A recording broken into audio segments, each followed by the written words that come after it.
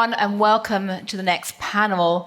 My name is Gillian Tett. I've been long-standing writer with the Financial Times, now columnist there, and also overseeing King's College, Cambridge.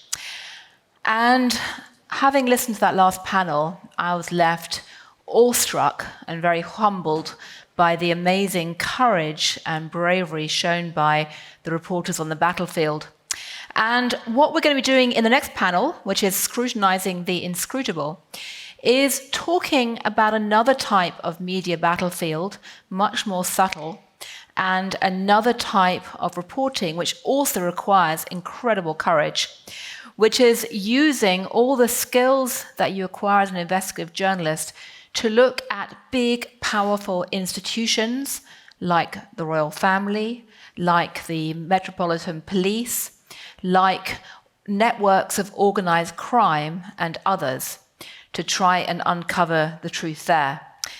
That isn't usually quite as dramatic and televisual as being on a battlefield, but it is just as vital for civil society, and it is just, in many ways, as demanding in terms of courage.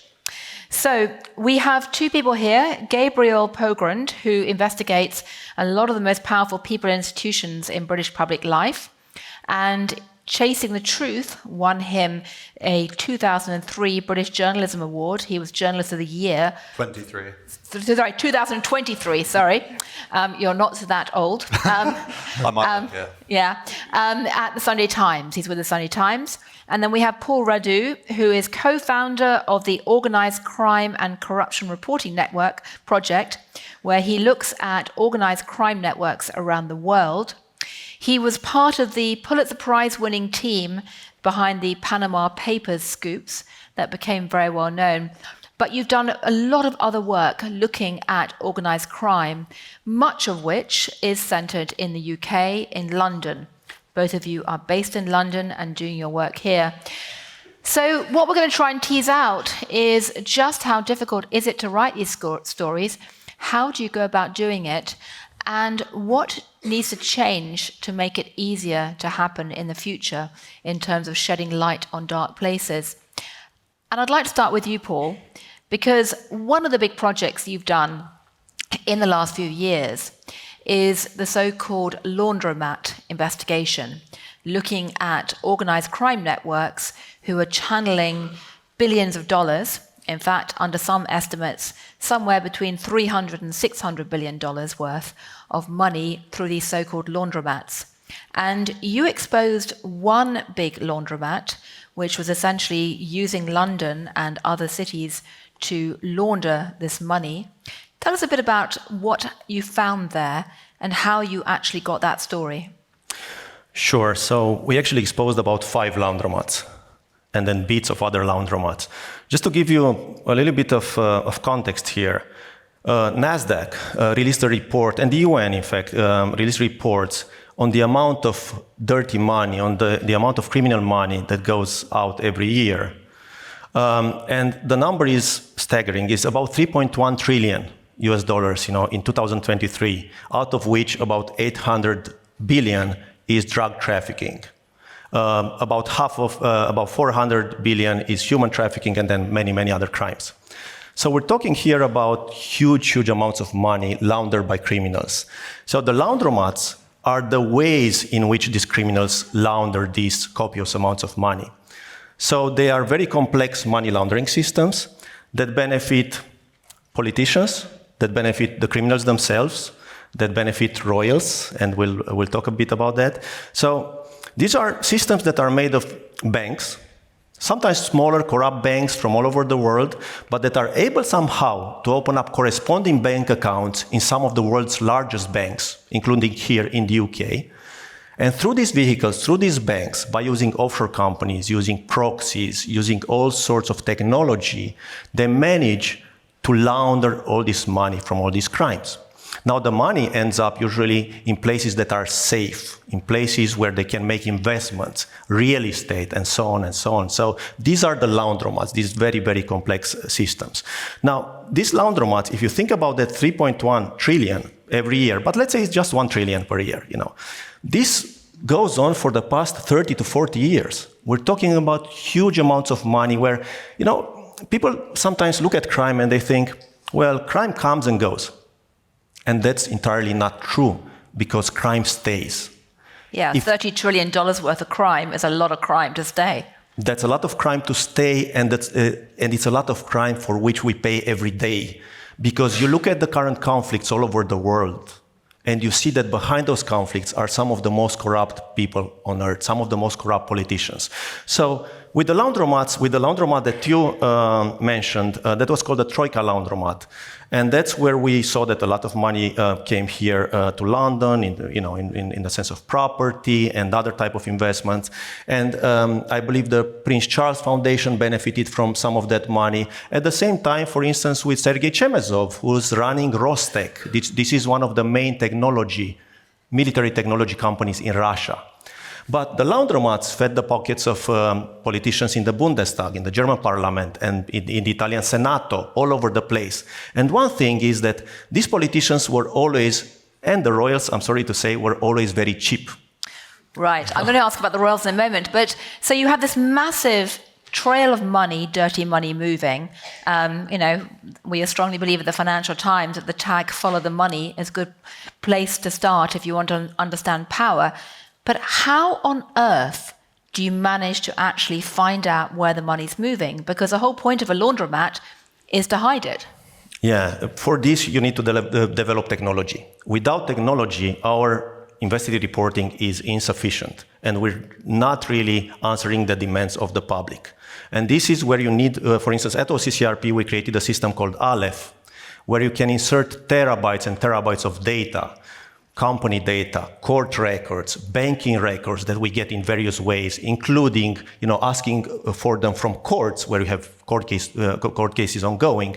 And this system allows us to work with this type of data, to analyze it, to match entities against entities. You can put the list of all the MPs on earth in our system, and you find out, that some of those MPs maybe have property somewhere in Jamaica. So you're basically doing big data analysis with things like, because with the laundromat that you investigated, you actually got leaked bank records, didn't you, on a massive scale, but they come through in such a vast quantity of data that you need a system to parse it. Indeed. I mean, we got a lot of banking records, but those banking records are worthless without the other data around them. So I'll give you one example. In the case of the Troika laundromat, there were tens of thousands of transactions. It was about 8.8 billion worth of money laundering that we could investigate. In total, it was more than 300. But criminals always make mistakes. So what happened in this data set was that if you looked at the biggest transactions, those would not tell you much, because it was always the offshore, the proxies. You'd call the proxy, and it would be someone in the mountains in Armenia, a very poor guy who would own the bank account and the company. Of course, they were not the beneficiaries of those. But then, when you looked at the smaller transactions, so our system identified transactions that were in the $300, $500. Those were mistakes done by the criminals, because they paid for the formation of offshore companies with the same formation agents from one source. So that's what allowed us to combine everything together and to say, this is all coordinated, and this is what served, at the same time, politicians and criminal groups. In one laundromat, we found Vietnamese organized crime, Russian organized crime, all sorts of organized crime, plus politicians and journalists, unfortunately, who received the bribes of this system. Right, so it's basically getting hold of the documents, putting them through a massive number crunching exercise, and then coming out with all kinds of surprises, which is what you did with the Panama Papers, but are now doing over and over again. Now, one of the surprising wrinkles that emerged from your analysis was indeed the royal family, and the fact you found that there had been, through this laundromat, a number of donations to royals. That's something you've been looking a lot at over the years, isn't it, Gabriel?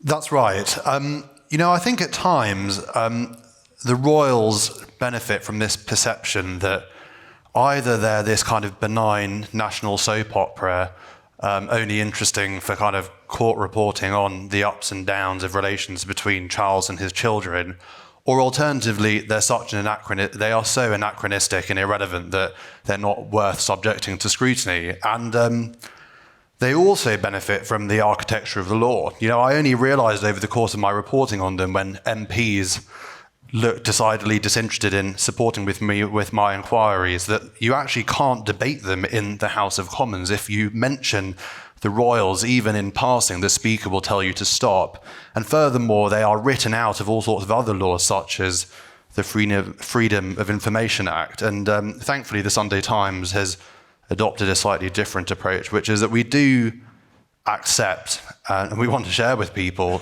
this sense that they actually do exert influence, in particular in this soft way of conferring legitimacy upon other people. And no more so has that been the case than with the world's kleptocrats and people from autocracies who want to launder sometimes their money and often their reputations. And I have to say that King Charles has been first in the queue with all these things. One might be forgiven for assuming that you only get to meet HRH at the end of your courtship of the British establishment. Presumably you have to inveigle your way into Ascot first and pay to or apply to become a member of the Mayfair Gentlemen's Club. But it is actually Charles himself who will roll the red carpet out for the sorts of people that Paul spends his time pursuing. Right. I mean, one of your stories that you got was actually you found out that Prince Charles had accepted 3 donations, allegedly totaling 3 million euros, from the ex-Prime Minister of Qatar, and some of it handed over in bags for the Prince's charity, including one of the wonderful details in the story was it was handed over in a Fortnum & Mason's bag. They clearly don't use Lidl or something like that. I'm curious, though, that story got you into a lot of trouble, and I want to ask you both about the challenges you faced in courts, but how did you get that story? Because you can't really put Prince Charles's activities through a big data network and do some analysis on it, can it? Or how did you get that story? So I have to say that I think the royals are they're a family who you can only report on by virtue of sources. I had a scoop that I wanted to reveal to you live on stage, which is that though the royals are exempted... What, it wasn't a Fortnum & Mason bag, it was a Harrods bag. Shock. It was that the royals are exempt from most laws, but there's one that they haven't written themselves out of in relation to transparency, which is this subject access request, where you can request all information that they hold about you. And anyway, a while ago, I only got the results after a lot of foot dragging a few months ago, but I learned how the royals had responded to our reporting of this story. And this is correspondence heavily redacted from within Charles's press team. From Gabriel Pogrund, large redaction. Large redaction from Gabriel about redaction. He really is very tedious. And has he really not got better things to be reporting on for a Whitehall correspondent? Lots of more redactions, and then the phrase in quotes, life before Pogrund. So I wanted to... So LBP, congratulations. I think an LBP award is better than an OBE or CBE or anything else. But they don't believe in scrutiny, and they don't answer questions. They don't accept the validity of answering questions. For instance, you mentioned honours, and the cash in bag story came about as a result of our original reporting on a cash for honours scandal where a Saudi millionaire had tried to buy a CBE. Well, he'd succeeded thanks to Charles's aides. And they just wouldn't, if you ask them questions, they just would not respond, and they would send angry letters to the editor because of the chutzpah and temerity that we might think that they're worth scrutinising. Right. I mean, one of the points you've made before is that covering institutions like the royal family or the Metropolitan Police, which you've done a lot, is very frustrating because they never say, we hate the media and we're going to try and ignore you or shut you down, like you might see in some autocratic regimes or you might see from Donald Trump. Instead, what you have is simply no comment or simply slow-walking everything endlessly under that dreadful veneer of British politeness. That's absolutely right. I mean, I think that, I spent a small amount of time reporting in America, and I remember being approached proactively by a law enforcement officer at a briefing to ask if I had any questions. And, Scotland Yard, they actually have a policy. I mean, this is one of those things kind of looking behind the curtain of how Fleet Street works today. They have a formal and rigorously adhere to policy, which is they provide no off-the-record insight on anything whatsoever. So, for instance, on in fact the Cash for Honours story, they launched a investigation because they had to into the deal to give this guy Mahfouz bin Mahfouz a CBE, and there's a bit of law. It's quite obscure on the statute, but which prohibits giving an award to somebody in return for a financial inducement. And I knew as a fact that they had not interviewed the guy who got the honour.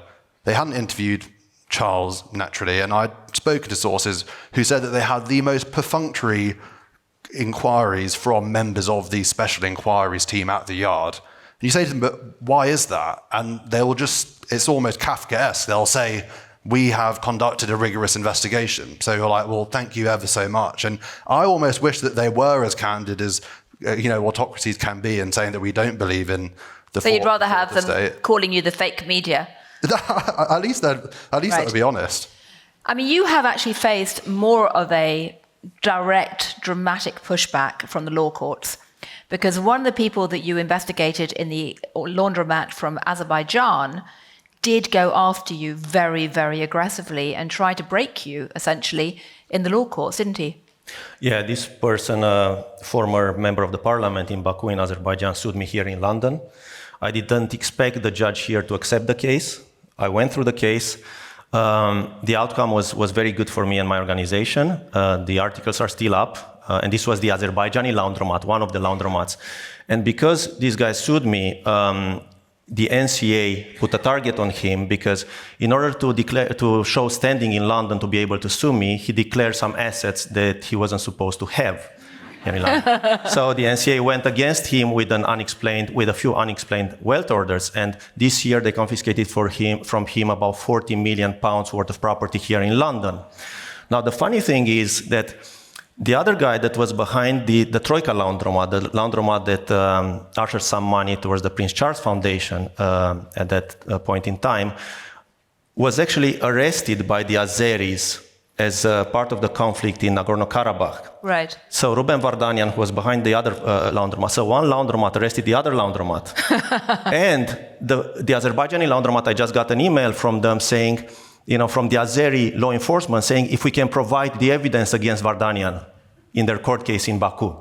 So there's no harmony between these people, but the reality is that these people try to seed chaos all over they go, and they benefit from this industry of enablers, part of it being in London. We have more than 70 court cases right now ongoing, some of them in London, some of them in Switzerland, some of them in New York. We went to the extent that we 70 court cases. 70 plus court cases. I mean, the numbers are astonishing. 300 billion, 600, 800 billion money moving each year, 70 court cases. 70 court cases, all paid with this type of money. Right.